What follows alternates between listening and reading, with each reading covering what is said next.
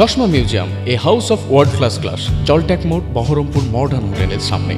কান্দি থানার অন্তর্গত ঘনশ্যামপুর গ্রামে সোমবার রাতে তৃণমূলের দ্বারা আক্রান্ত হলো এক বিজেপি কর্মী। আহত বিজেপি কর্মীকে ভর্তি করা হয়েছে কান্দি মহকুমার হাসপাতালে। পুলিশ জানিয়েছে আহত বিজেপি কর্মীর নাম রঙ্গলাল মণ্ডল।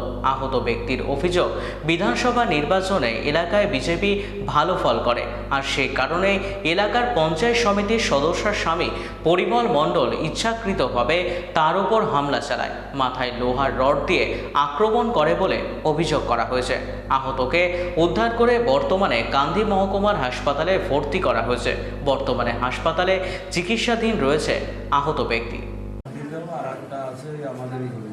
আমি কালকে রাত্রে কান্দি থেকে নিজের কাজ ছেড়ে বাড়ি যাচ্ছিলাম, কিন্তু ইতিপূর্ব থেকে আমার ওখানে যে পঞ্চায়েত সমিতির স্বামী পরিমল মণ্ডল, ও দীর্ঘদিন রাজনীতিতে আমাকে পেরে উঠতে পারছে না। আমাকে সবসময় অ্যাটাক করার জন্য ও পরিকল্পনা নিয়েই থাকে, আমি একটু এড়িয়ে থাকি। কালকে যাক, আমার ছেলে গত পরশু চলে গেছে। আমরা একটু মনের টেনশনে ছিলাম, বাড়ি যাচ্ছিলাম, ও রাস্তা আটকে আমাকে ওরা দুই ভাইয়ে বেদম পড়াবে পানাই মেরে দিত, কোনো কারণে বেঁচে গেছি। সেই অবস্থা ওখানে কেউ ছিল না, তো বাইকটা ছিল, বাইক করে ঢাকা গেছিলাম বলে সম্পূর্ণ মাঠটা আমার মাথায় লাগেনি।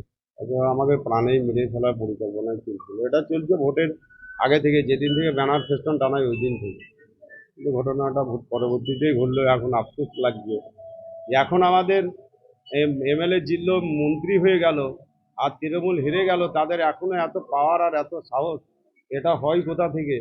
এত সাহস ওরা পাচ্ছে কোথা থেকে? এটাই অবাক লাগছে যে আমাদের মন্ত্রী এমএলএ হওয়ার পরেও তৃণমূলের এখনো তো তাহলে অহংকার কমছে না তাদের।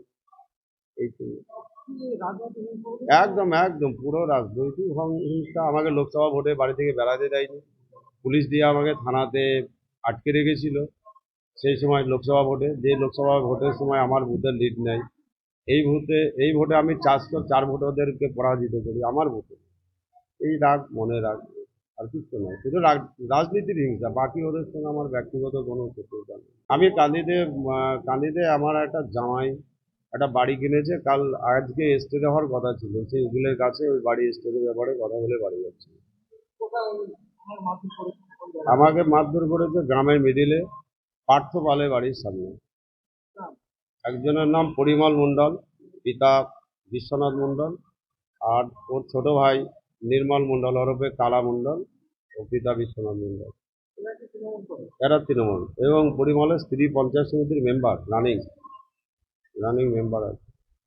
আর এফআইআর মানে এমনি মৌখিকভাবে বলা হয়েছে, বাকি এই এফআইআর কাগজ লিখতে গেছে।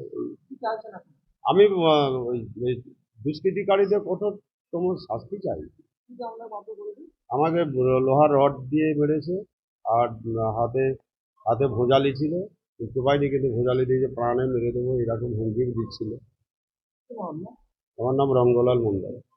এখনো সেই তৃণমূলের যারা পঞ্চায়েতের মেম্বার বা কিছু কাউন্সিলর, প্রধান, চেয়ারম্যান, তাদের সেই ঔদ্ধত্য এবং সেই দুর্নীতি থেকে বেরিয়ে আসতে পারছে। তারা ভাবছে আজও সেই তৃণমূলের সরকারই আছে।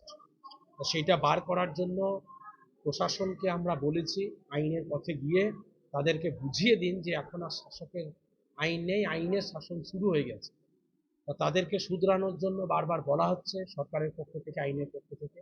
তা না হলে তাদের ব্যবস্থা আইনগতভাবে নেওয়া হবে, যেটা আমাদের অনারেবল সিএম শুভেন্দুদা বলেছেন যে এই ধরনের দুষ্কৃতীদেরকে, সন্ত্রাসবাদীদেরকে সকালে জমা করে সন্ধেবেলায় খরচ করবো, তার ব্যবস্থাও কিন্তু এই সরকার নেবে। তাই তাদেরকে আবার বলছি, এরকম দুর্নীতি সন্ত্রাস থেকে আপনারা দূরে সরে যান, মানুষকে মানুষের মতো মাথা উঁচু করে বাঁচতে দিন।